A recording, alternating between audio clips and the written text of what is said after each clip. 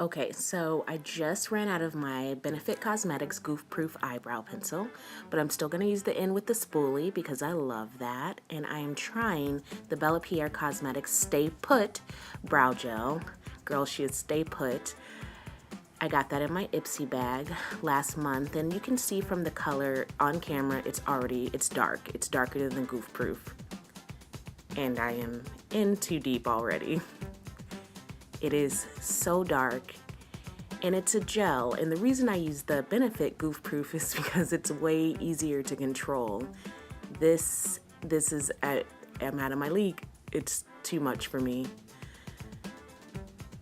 So I go back in with the spoolie to try to even it out, and honey, she ain't going nowhere. It is stay put.